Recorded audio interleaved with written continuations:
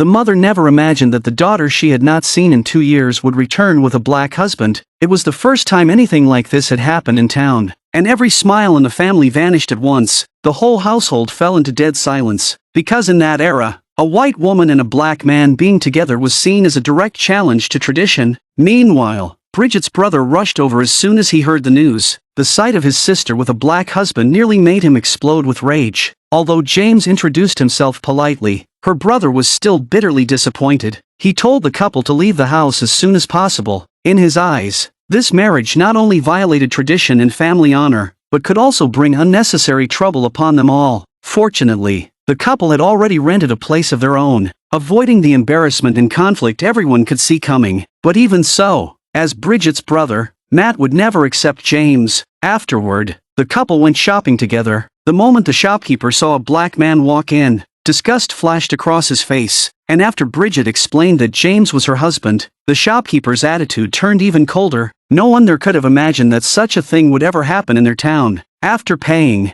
Bridget quickly left the shop. Under such enormous social pressure, James felt deeply uneasy, but his wife remained optimistic, believing that their future life would still be happy. So James took his wife's hand and walked proudly down the street. He tried to challenge those prejudiced eyes through action alone, but reality was never going to be that simple. After returning home, Bridget was once again urged by her mother and cousin to end the marriage, not only because the couple had not held a formal church wedding, but even more because James was black. But Bridget announced that she was already pregnant. Now, no one could stop them anymore. At this point, her mother had little more to say. Still, the couple had to hold another wedding ceremony, because this was the tradition of a community built around faith. Living together without proper status would only give the town more gossip to spread. So when Bridget returned to the rented house, she told her husband about it. To her surprise, James agreed readily. After all, when in Rome, one had to follow local custom. But while the couple were enjoying their time alone, a white priest suddenly barged in. The intrusion startled both husband and wife. Then,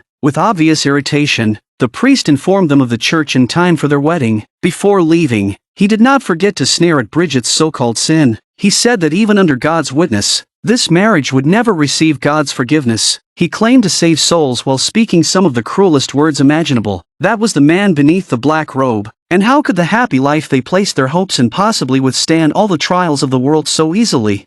At last, the day of the belated wedding arrived. Bridget's second younger brother was the only family member who sincerely blessed them. Her third younger brother and eldest brother did not appear at all. Clearly, from beginning to end, they would never approve of this marriage. Even her parents, though present, wore helpless expressions. Then, under the priest's words, James placed a wedding ring on his wife's finger. The two were finally recognized as a lawful married couple. For a while, everything seemed to be moving along smoothly enough. Soon after, it was time for the husband to leave home for work. Because the country was at war, James had to work at sea as a sailor in order to earn a good wage. The couple could only part reluctantly for a time. A few days later, Matt found his sister while she was doing housework. He had always opposed Bridget's love, and he had never let the matter go. When he heard that his sister was pregnant, he actually poured the whiskey he carried straight into Bridget's mouth. He ignored her resistance completely, and just like that, 6 full months passed. Bridget's belly grew larger and larger, and today was the day the youngest brother in the family was leaving to enlist. Though it was difficult for her to move around, she still went to see him off and brought a gift she had prepared. But her eldest brother pulled Bridget aside. He even fabricated the reason their younger brother had joined the army. After that, they all posed together for the family farewell photograph. They looked harmonious on the surface, but beneath it lay enormous danger. A few days later, a local witch came to Bridget's home. She handed Bridget's mother a bottle containing deadly poison. Then the mother mixed the potion into tea and carried the cup into her daughter's room. So in truth, she also did not want this black child to be born alive. But when she saw her daughter on the verge of labor and racked with pain, she hesitated for just a moment,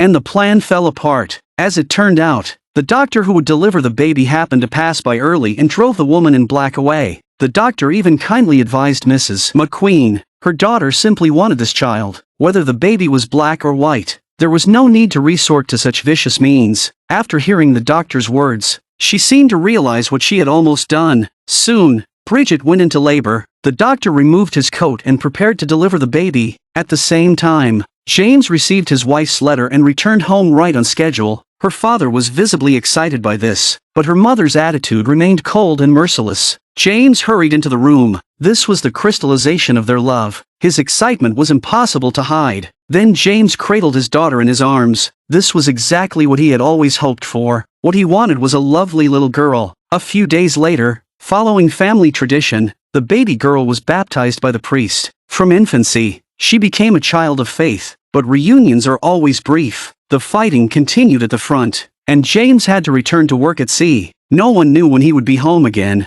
After his wife sent him off with warm blessings, he slung a simple bag over his shoulder and left. All they could do was hope that both of them would remain safe. But as time passed, Bridget began using alcohol to get through the long nights. She tried to use it to relieve the loneliness in her heart. 2 more years passed in the blink of an eye. The little girl gradually grew older, and her grandfather adored her. Life looked quiet enough on the surface, but Bridget and her brother were becoming closer and closer. The two could always find an excuse to drink together. When the war ended, the whole street was filled with celebration. Matt even brought a bottle of liquor to his sister's house to mark the occasion. After Bridget sent her daughter upstairs, Matt filled both their glasses. Once again, it was time for the two of them to drink until they dropped. Meanwhile, after the war ended, James also returned home in high spirits. After all, he had not seen his wife and daughter for 2 years. He wanted to surprise Bridget that night, but when he looked through the window from outside, what he saw was horrifying. He discovered his wife dancing wildly with her own brother. The sight instantly sent his temper through the roof. He had already disliked this prejudiced brother-in-law. Now the man had brazenly come into his own home, so James angrily pushed open the door, ready to teach his brother-in-law a lesson. His wife tried to stop his rash behavior, but by then, both men's emotions had reached a breaking point. Very soon, they began wrestling with each other, and Matt's strength was clearly no match for James. A man used to hard labor, Bridget could only cower nearby in fear, watching 2 members of her family beat each other desperately. After a fierce struggle, James pinned Matt to the floor and kept pounding him. Only when Matt stopped moving entirely did James realize what a terrible mistake he had made. His wife knelt beside her brother, sobbing uncontrollably. Just then, their daughter came downstairs. Without a word, James scooped her up and fled the house. He ignored his white wife's cries behind him, because in that era, if a black man injured or killed a white man, it was as good as sentencing himself to death. James could no longer think about anything else. He had to get away with his daughter first. The news spread through the neighborhood almost immediately. White neighbors eagerly volunteered to help capture the criminal, and when Matt was carried out on a stretcher, his mother was devastated and full of regret. She kept blaming herself for not stopping her daughter from marrying that black man in the first place. Meanwhile, their disabled cousin Tony had always despised Matt's behavior, so he quietly limped away from the crowd. Elsewhere, James hid with his daughter from place to place, trying to escape the pursuit of the white townspeople. They wandered near the factory, seeing white people moving everywhere. He had no idea where he could possibly run, but just then, James ran into Tony, his wife's cousin. Tony genuinely wanted to help him, so the two went to a secluded place. James desperately wanted to take his daughter with him, but in this deeply prejudiced era, with a criminal charge hanging over his head, fleeing with a child would only make movement harder and bring her endless suffering. So Tony begged his brother-in-law to leave the girl with him. He promised to treat her as if she were his own daughter, and so, James had no choice but to entrust Rose to Tony. Then he set off alone on the road of exile.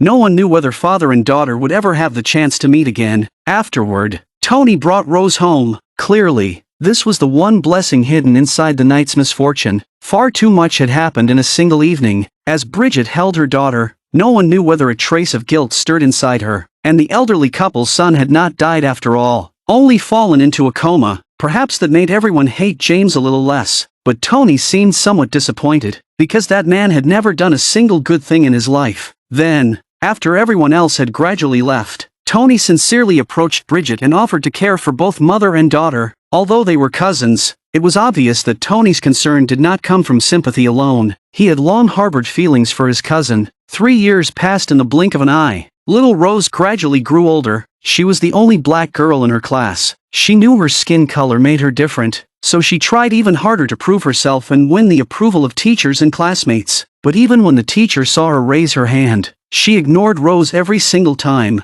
And not only that, even during extracurricular activities, the teacher and students shut her out without mercy. how badly Rose wanted to be included. But what no one expected was that in order to carry out a so-called classroom game, the teacher had two children pretend to be a king and queen. Then she had them reward a captured little slave with a banana. Rose refused to play the slave, because she broke the teacher's rules. That awful woman dragged Rose to the front of the classroom. She took a ruler from the drawer and punished the girl harshly in front of everyone. Even though half the blood in her body was white, it still could not erase the prejudice brought on by the color of her skin. The girl stood sadly outside the classroom, enduring the mockery of her classmates. Her eyes stared blankly ahead, as if equality simply did not exist in this world. So she went to church. She wanted to repent for the supposed sin of her own skin color. At that moment, a priest happened to notice her and patiently asked what had happened. Rose then asked him a question: could black people also enter heaven after death?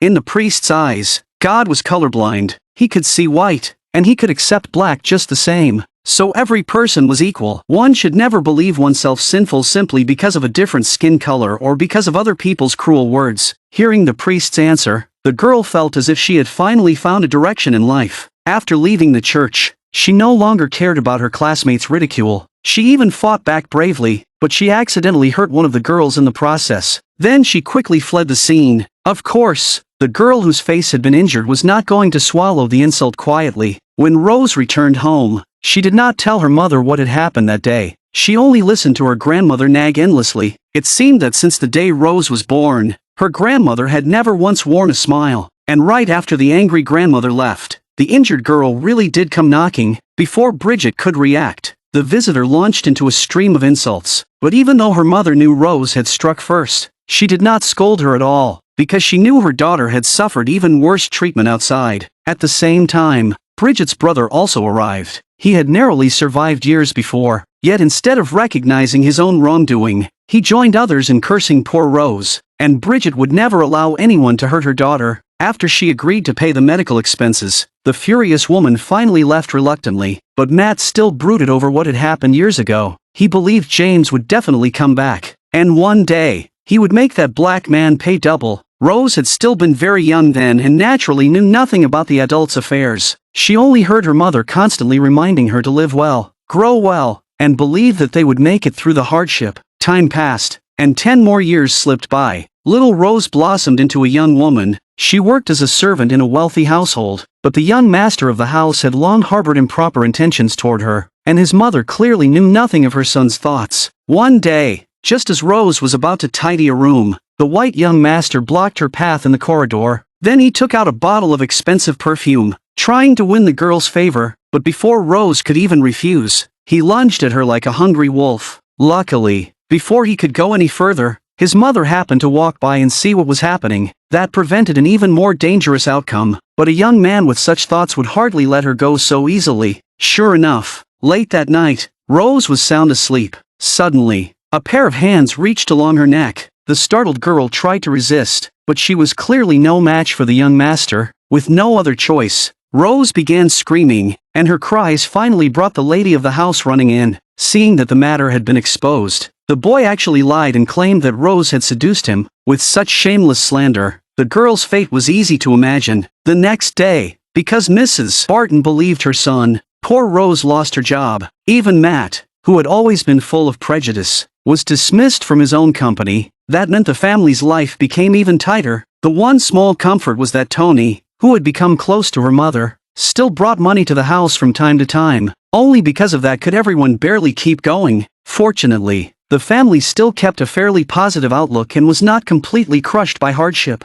But the unemployed Matt continued to brood. He saw Rose as a curse on the family and insulted her without restraint. One day, her grandfather came home excitedly. He had heard that a painter nearby was looking to hire a nanny. He thought Rose would be a good fit and encouraged her to apply. Her mother worried a little after hearing that the area was somewhat rough, but finding work was still better than staying home forever. So the next day, the girl set off. As she passed an abandoned construction site, the place looked visibly run down, and nearby, a Jewish man stared straight at her. It frightened Rose enough that she hurried away from the place. After walking for some time, the girl finally reached the appointed address. At that moment, a heavily bearded man upstairs greeted her. Rose quickly introduced herself. After hesitating briefly, the man finally let her in, but the painter explained everything in advance. He agreed to let Rose work there, though only temporarily, because the previous nanny had run into some trouble. Once that woman returned, Rose would no longer be needed. Even so, a temporary job was enough to fill Rose with happiness, so she began bustling about for the painter, and found a sense of joy in the work itself. As time passed,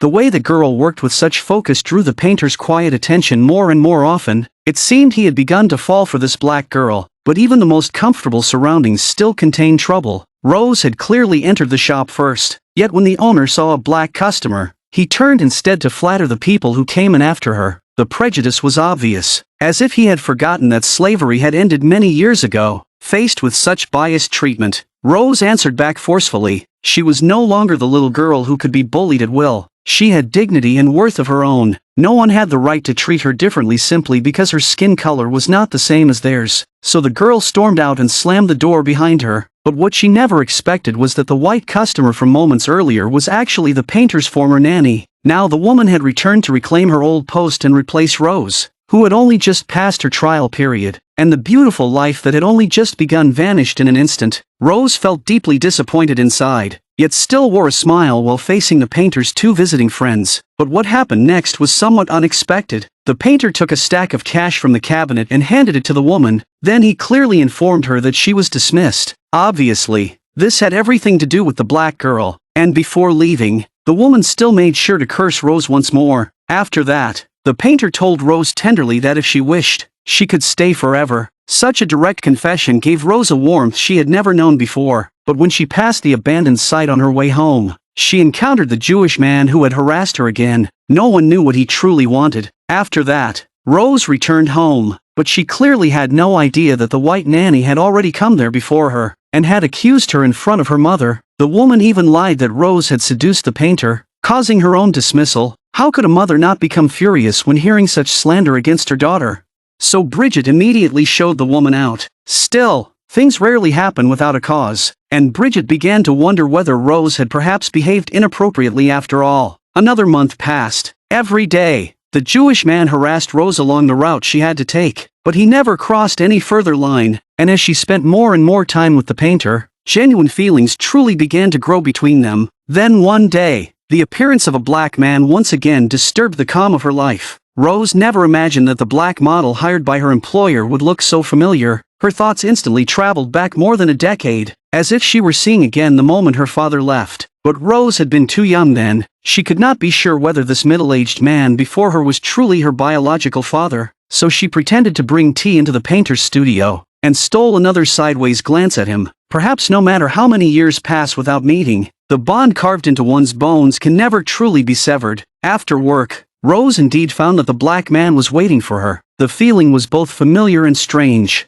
and almost impossible to hold back. When the middle-aged man gave his name, Rose could no longer restrain the tears in her eyes. She embraced the father she had not seen for so many years and wept. But just then, her father began coughing badly, touching his abdomen. He lied that he had only been ill for a time and had long since recovered. Now, he was living with a Jewish laborer. It was the very same man who had so often harassed Rose on her way to and from work. Then her father solemnly warned her not to tell Rose's mother that she had found him. He believed his brother-in-law must still hate him. For now, all he wanted was a quiet life without anyone disturbing him. But the things one hopes for most often go awry. In the days that followed, Rose visited her father every day on her way to work. And another thing making her happy was that her relationship with the painter was warming. One day, while Rose was passing the abandoned site, the Jewish man suddenly stopped her. After explaining his connection to her father, he gravely told her that James was ill. He asked the girl to come to his place and see him. After hesitating briefly, Rose chose to trust him, but what she never expected was that her uncle Matt happened to witness the entire scene. He had long suspected Rose of improper behavior. Now, at last, he thought he had caught her. A sinister expression immediately spread across his face. Meanwhile, when the girl arrived at the residence, she discovered that her father's illness had never healed at all. He had simply been hiding it because he feared she would worry. Elsewhere, Matt had already arrived at his sister's home. He began accusing Rose of every kind of disgraceful behavior, and falsely claimed that she was mixing with laborers. Although Bridget did not truly believe him, she had always harbored doubts about her daughter's life. At that moment, Rose returned home and happened to meet Uncle Tony, but when they opened the door, they found Matt already there. The two brothers had never gotten along, and this time, neither could hide his emotions. Without a word, they began fighting. Luckily, Bridget stopped them in time before the conflict grew worse, but very quickly,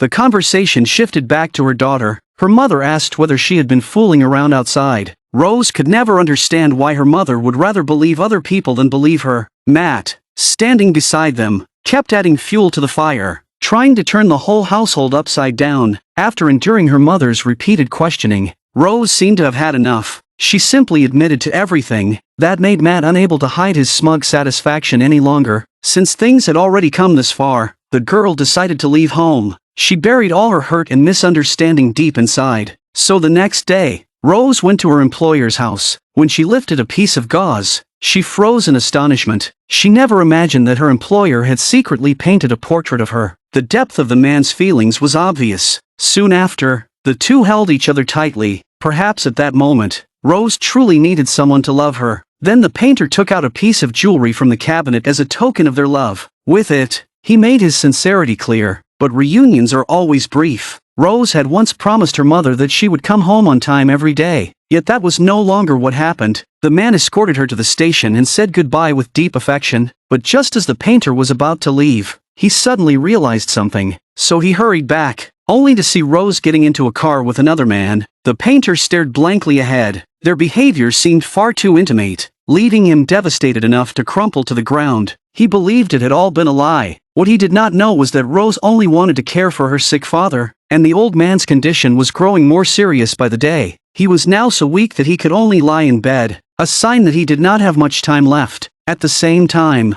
the deranged Matt secretly sent a letter to the painter. In it, he denounced Rose's supposedly corrupt life. Then he quietly went to the place Rose often visited, wanting to see what she was really doing, but his furtive behavior was immediately noticed by the Jewish man, and he was taken inside. Thus, two enemies bound by 20 years of hatred met once again. How could Matt possibly forget the price he had paid all those years ago? Some things no longer needed to be said aloud. Then, when the other man was not paying attention, Matt somehow broke free of his restraints. He seized an oil lamp and threatened to burn both father and daughter alive. Then he called Rose to his side, but at the critical moment, the Jewish man seized his chance and got control of the lamp in Matt's hand. After a fierce struggle, they managed to avoid an even greater disaster. Still, Matt tried to flee the place. The Jewish man caught up with him and stabbed him several times with a knife, until Matt could no longer resist. He even nearly injured the painter who had come to rescue Rose, and Matt died in a pool of blood, consumed by desperation and struggle. It was no less than he deserved. When the painter saw James lying in the sickbed, he finally understood everything. He had wronged Rose all along. At this point, the story moved into its final chapter. In the end, Bridget also came there. She saw the husband who had disappeared from her life for so many years. The two did not throw themselves into each other's arms. They only reached a brief reconciliation. Within just a few days, James passed away forever. Afterward, Bridget and Tony began a new chapter together. This story is adapted from the novel of the same name by Catherine Cookson. It is a film that deeply reflects social prejudice, through the upheaval and social conflict triggered by the McQueen family's daughter's choice in marriage. The film shows viewers the complexity of people's beliefs and relationships in that era. At the same time, it also sends a hopeful message. On the road to happiness and true love, we should bravely face every difficulty and challenge. Alright, if you want to see more interesting films, follow me. We'll continue next time.